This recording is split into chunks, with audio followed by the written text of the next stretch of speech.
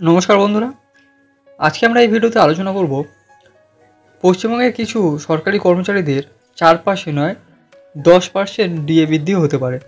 তো তারা কারা এবং কেনই বা তাদের 4 থেকে 10% হারে ডিএ বৃদ্ধি হবে, সমস্ত কিন্তু এই ভিডিওতে আলোচনা করব। ভিডিওটি অবশ্যই শেষ পর্যন্ত দেখবেন।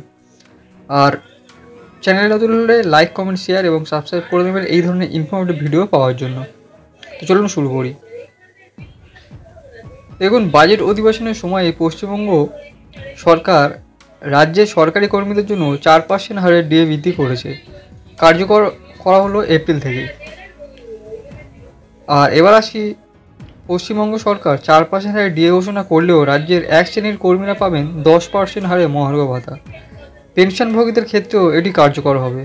অর্থাৎ ব্যাপারটা হলো, এপ্রিল মাসে খুশির খবর রাজ্যের সরকারি কর্মীদের জন্য, কারণ এই মাসেই তারা হাতে পাচ্ছেন নতুন ডিএর সঙ্গে বকেয়া টাকাও। আর 10% ডিএ কারা পাবেন চলুন জেনে নিই এবার। সম্প্রতি ডিএ নিয়ে একটি নির্দেশিকা জারি করেছে, সেখানে 10% ডিএর কথা বলা হয়েছে। তো নির্দেশিকা অনুযায়ী রাজ্যের যেসব কর্মী পঞ্চম বেতন কমিশনের অধীনে বেতন পান, তারাই 10% অধীনে ডিএ পাবেন। নবান্নের নির্দেশিকা অনুযায়ী 1 এপ্রিল থেকেই 10% ডিএ কার্যকর হচ্ছে। অর্থাৎ এখানে আপনাদের কিন্তু ক্লিয়ার হতে হবে, যারা পঞ্চম বেতন কমিশনের আন্ডারে কিন্তু রয়েছেন তারাই একমাত্র কিন্তু 10% হারে ডিএ পাবেন। নবান্নের নির্দেশিকা অনুযায়ী 10% ডিএ কার্যকর হলে রাজ্যের সরকারি কর্মীদের মোট ডিএ হবে 161% থেকে 171%। এবার আসি পেনশনভোগীদের জন্য। পেনশনভোগীদের জন্য এই নির্দেশিকা কার্যকর হচ্ছে বলেও জানিয়েছে নবান্ন।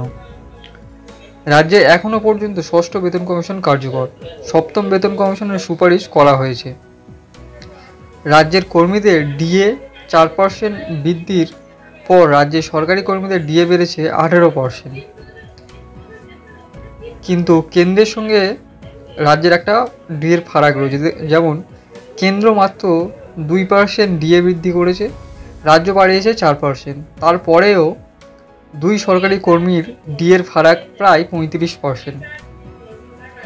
তো আশা করছি ভিডিওতে আপনাদের ভালো লেগেছে। ভালো লাগলে অবশ্যই একটি লাইক করবেন, শেয়ার করবেন এবং কমেন্ট করে আপনার মতামত জানাতে ভুলবেন না। আর চ্যানেল নতুন হলে চ্যানেলটি অবশ্যই সাবস্ক্রাইব করে রাখবেন।